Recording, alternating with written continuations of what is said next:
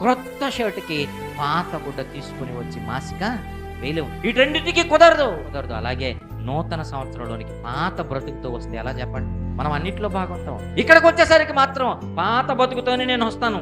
దేవుడి దగ్గర రెవడీజం చేస్తాం. ఏం చేస్తాను? పాత బ్రతుకుతోనే వస్తాను నేను. నువ్వు మాత్రం నాకేం చేయాలి?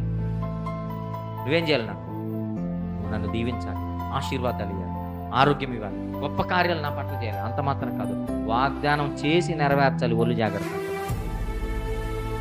కదా. దేవుడు అంటున్నాడు, పాత బ్రతుకుతో నువ్వు దేంట్లో ప్రవేశించకూడదు. క్రొత్త సంవత్సరంలోనికి రావడానికి వీల్లేదు.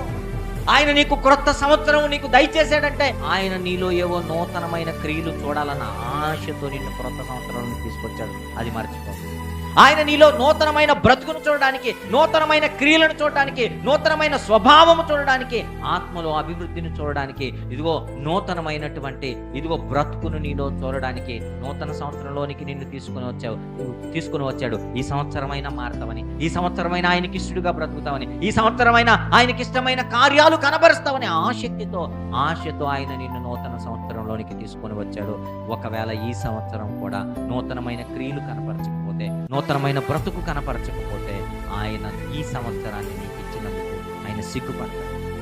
ఆయన ఈ సంవత్సరాన్ని మనకిచ్చినందుకు ఆయన తలదించుకుంటాడు. అయ్యో, వృధాగా మరలా ఒక సంవత్సరాన్ని వెలిగించానే, పాత బ్రతుకే బ్రతుకుతున్నాడు కదా, ఈ సంవత్సరం కూడా నాకు ఇష్టమైన వాడిగా లేడు కదా, పౌలు గారు అన్నట్టుగా ఈ సంవత్సరం కూడా తన శరీరాన్ని నా కొరకు వాడడం లేదు కదా, నన్ను సంతోషపెట్టేవాడికి ఈ సంవత్సరం కూడా లేడు కదా అని ఈ 2025ను మనకి ఇచ్చినందుకు ఆయన బాధపడతాడు.